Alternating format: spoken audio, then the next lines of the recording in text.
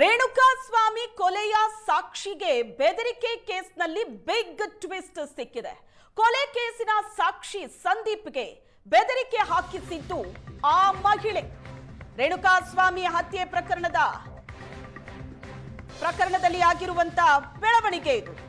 ಕೊಲೆ ಕೇಸಿನ ಸಾಕ್ಷಿಗೆ ಬೆದರಿಕೆ ಹಾಕದಂತ ಪ್ರಕರಣ.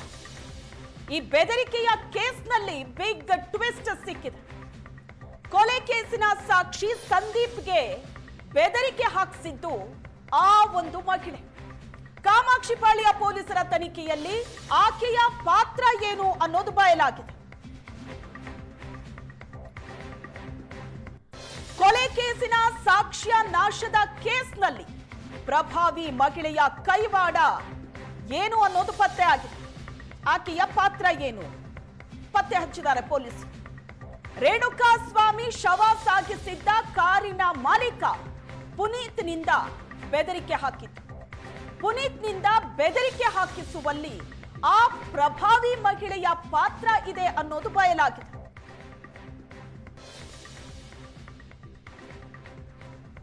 ಪುನೀತ್, ಕಿರಣ್ ಮತ್ತು ಗೌರವ್ ಶೆಟ್ಟಿಯಿಂದ ಪ್ರಕರಣದ ಸಾಕ್ಷಿ ಸಂದೀಪ್ಗೆ ಬೆದರಿಕೆ ಹಾಕದಂತ ಪ್ರಕರಣ. ದರ್ಶನ್ ವಿರುದ್ಧ ಸಾಕ್ಷಿ ಹೇಳದಂತೆ ಒತ್ತಡ ಹಾಕದಂತ ಪ್ರಕರಣ ಇದು. FSL ರಿಪೋರ್ಟ್ ನಲ್ಲಿ ಬಯಲಾಯಿತು ಮಹಿಳೆಯ ಪಾತ್ರ. ಸಂದೀಪ್ಗೆ ಬೆದರಿಕೆ ಹಾಕೋ ಮುನ್ನ ಪುನೀತ್ಗೆ ಮಹಿಳೆಯಿಂದ ಕಾಲ್ ಬಂದಿದೆ. ಸಾಕ್ಷಿ ಸಂದೀಪ್ಗೆ ದರ್ಶನ್ ವಿರುದ್ಧ ಸಾಕ್ಷಿ ಹೇಳಬಾರದು ಅಂತ ಮಹಿಳೆ ಬೆದರಿಕೆ ಹಾಕಿದ್ಲ. ಗೌರವ್ ಶೆಟ್ಟಿ ಹೇಳಿದ್ದನ್ನ ಮಾಡು ಅಂತ ಪುನೀತ್ಗೆ ಹೇಳಿದ್ದಂತಹ ಮಹಿಳೆ ದರ್ಶನ್ ಕುಟುಂಬದ ಆಪ್ತ ಮತ್ತು ಕೊಲೆ ಕೇಸಿನ ಸಾಕ್ಷಿದಾರ ಪುನೀತ್. ಸಾಕ್ಷಿಗಳ ಬೆದರಿಕೆ ಕೇಸ್ನಲ್ಲಿ ಕಿರಣ್ ಮತ್ತು ಗೌರವ್ ಶೆಟ್ಟಿ ನಾಪತ್ತೆಯಾಗಿದ್ದಾರೆ. FSL ರಿಪೋರ್ಟ್ ಅನ್ನು ಆಧರಿಸಿ ಕಾಮಾಕ್ಷಿಪಾಳ್ಯ ಪೊಲೀಸರು ತನಿಖೆ ನಡೆಸಿದ್ದಾರೆ. ಮಹಿಳೆ ಪಾತ್ರದ ಬಗ್ಗೆ ತನಿಖೆಯನ್ನ ನಡೆಸ್ತಾ ಇದ್ದಾರೆ ಕಾಮಾಕ್ಷಿಪಾಳ್ಯ ಪೊಲೀಸರು. ಈ ಮಹಿಳೆಯ ಪಾತ್ರ ಏನು ಅನ್ನೋದರ ಬಗ್ಗೆ ತನಿಖೆ ನಡೀತಾ ಇದೆ. ಮತ್ತಷ್ಟು ಸಾಕ್ಷ್ಯ ಸಿಕ್ಕರೆ ಬೆದರಿಕೆಗೆ ಸೂಚನೆ ಕೊಟ್ಟಂತಹ ಮಹಿಳೆಯ ವಿಚಾರಣೆ ನಡೆಯೋ ಸಾಧ್ಯತೆ ಇದೆ. ಮತ್ತಷ್ಟು ಸಾಕ್ಷಿಗಳನ್ನ ಕಲೆ ಹಾಕ್ತಿದ್ದಾರೆ ಪೊಲೀಸರು. ಮತ್ತಷ್ಟು ಸಾಕ್ಷ್ಯ ಸಿಕ್ಕರೆ ಆ ಮಹಿಳೆಯನ್ನ ಕರೆದು ವಿಚಾರಣೆ ನಡೆಸುವಂತಹ ಸಾಧ್ಯತೆ ಇದೆ. ರೇಣುಕಾಸ್ವಾಮಿ ಹತ್ಯೆ ಪ್ರಕರಣದಲ್ಲಿ ಆಗಿರುವಂತಹ ಬೆಳವಣಿಗೆ ಇದು. ಸಾಕ್ಷಿ ಸಂದೀಪ್ಗೆ ಬೆದರಿಕೆ ಹಾಕಿದಂತ ಕೇಸ್.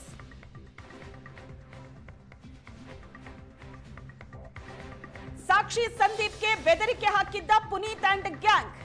ಆ ಪುನೀತ್ಗೆ ಬೆದರಿಕೆ ಹಾಕೋದಕ್ಕೆ ಸೂಚನೆ ಕೊಟ್ಟಿದ್ದೆ ಆ ಮಹಿಳೆ.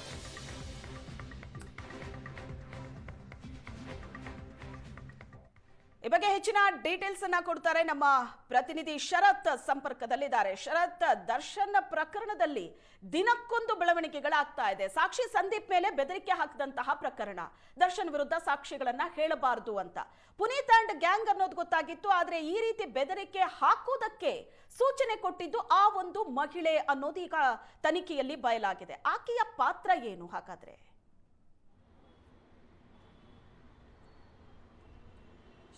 ರೇಣುಕಾಸ್ವಾಮಿ ಕೊಲೆ ಪ್ರಕರಣಕ್ಕೆ ಸಂಬಂಧಪಟ್ಟ ಹಾಗೆ ಅದರಲ್ಲಿದ್ದಂತಹ ಸಾಕ್ಷಿ ಸಂದೀಪ್ಗೆ ಬೆದರಿಕೆ ಹಾಕಿದಂಥ ಸಂಬಂಧದಲ್ಲಿ ಕಾಮಾಕ್ಷಿಪಾಳ್ಯ ಪೊಲೀಸ್ ಠಾಣೆಯಲ್ಲಿ ಒಂದು ಪ್ರಕರಣ ದಾಖಲಾಗುತ್ತೆ. 3 ಜನ ಆರೋಪಿಗಳನ್ನು ಬಂಧನ ಮಾಡುವಂತಹ ಕೆಲಸವನ್ನು ಕಾಮಾಕ್ಷಿಪಾಳ್ಯ ಪೊಲೀಸರು ಮಾಡ್ತಾರೆ. ಅದರಲ್ಲಿ 49ನೇ ಸಾಕ್ಷಿಯಾಗಿರುವಂತಹ ಸಂದೀಪ್, ಆತನಿಗೆ ಒಂದು ಫೋನ್ ಕರೆ ಬರುತ್ತೆ. ಆತನ ಒಂದು ಪೆಟ್ರೋಲ್ ಬಂಕ್ನ ಬಳಿ ಕಾರ್ನಲ್ಲಿ ಕೂರಿಸಿಕೊಂಡು ಕಾನ್ಫರೆನ್ಸ್ ಕಾಲ್ನಲ್ಲಿ 3 ಜನ ಮಾತನಾಡ್ತಾರೆ. ಜೊತೆಗೆ ಆತನಿಗೆ ಬೆದರಿಕೆ ಹಾಕುವಂತಹ ಕೆಲಸವನ್ನು ಮಾಡ್ತಾರೆ. ಕೋರ್ಟ್ನಲ್ಲಿ ತಮ್ಮ ಈ ಪ್ರಕರಣದ ರೇಣುಕಾಸ್ವಾಮಿ ಕೊಲೆ ಪ್ರಕರಣದ ಆರೋಪಿಗಳ ವಿರುದ್ಧವಾಗಿ ಸಾಕ್ಷಿಯನ್ನು ನುಡಿಬಾರದು ಅಂತ ಹೇಳಿ ಆತನ ವಿರುದ್ಧ ಬೆದರಿಕೆ ಹಾಕುವಂತ ಕೆಲಸವನ್ನ ಮಾಡಿದ್ರು ಅಂತ ಹೇಳಿ ಆತ ಕೋರ್ಟ್ನಲ್ಲಿ ಒಪ್ಕೊಳ್ತಾನೆ. ಜೊತೆಗೆ ಕಾಮಾಕ್ಷಿಪಾಳ್ಯ ಪೊಲೀಸ್ ಠಾಣೆಯಲ್ಲಿ ಅದಕ್ಕೆ ಸಂಬಂಧಪಟ್ಟಂತಹ ಪ್ರಕರಣ ದಾಖಲಾಗುತ್ತೆ. ಆರೋಪಿಗಳನ್ನ ಬಂಧನ ಮಾಡುವಂತಹ ಕೆಲಸವನ್ನ ಮಾಡ್ತಾರೆ. ಆದರೆ ಆ ಕಾರಿನಲ್ಲಿ ಕೂರಿಸಿಕೊಂಡು ಸಂದೀಪ್ಗೆ ಪುನೀತ್ ಕಾನ್ಫರೆನ್ಸ್ ಕಾಲ್ ಯಾವಾಗ ಹಾಕ್ತಾನೆ, ಪುನೀತ್ ಜೊತೆಯಲ್ಲಿ ಕಾನ್ಫರೆನ್ಸ್ ಕಾಲ್ನಲ್ಲಿ ಇಬ್ಬರು ವ್ಯಕ್ತಿಗಳಿರ್ತಾರೆ. ಅವರು ಸಂದೀಪ್ ಜೊತೆಗೆ ಮಾತನಾಡುವಂತಹ ಕೆಲಸವನ್ನು ಮಾಡ್ತಾರೆ. ಪುನೀತ್ ಜೊತೆಗೆ ಕಾನ್ಫರೆನ್ಸ್ನಲ್ಲಿ ಕಾಲ್ನಲ್ಲಿ ಇದ್ದಂತಹ ಆ ಇಬ್ಬರು ವ್ಯಕ್ತಿಗಳು ಯಾರು ಅಂತ ಹೇಳಿ ಪೊಲೀಸರು ಹುಡುಕಾಟವನ್ನು ಮಾಡುವಂತಹ ಕೆಲಸವನ್ನು ಮಾಡ್ತಾರೆ. ಆ ವೇಳೆಯಲ್ಲಿ ಗೌರವ್ ಶೆಟ್ಟಿ ಮತ್ತು ಕಿರಣ್ ಎನ್ನುವಂತಹ ಇಬ್ಬರು ಹೆಸರು ಕೇಳಿಬರುತ್ತೆ.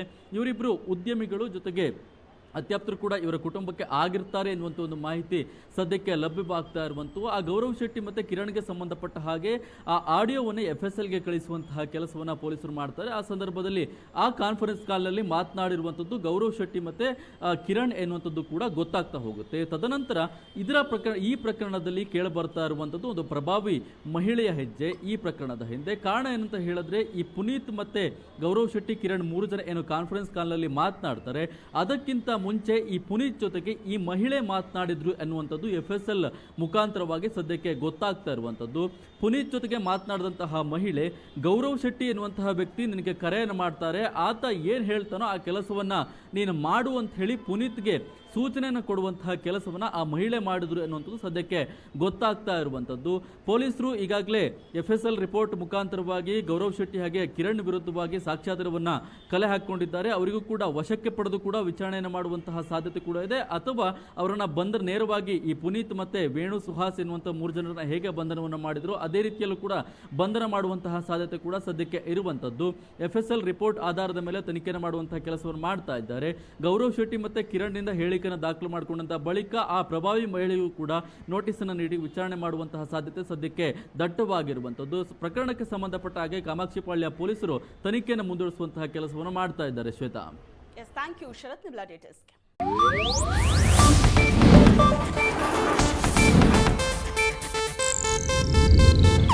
ಇದು ಏಷ್ಯಾನೆಟ್ ನ್ಯೂಸ್ ನೆಟ್ವರ್ಕ್ ಪ್ರಸ್ತುತಿ.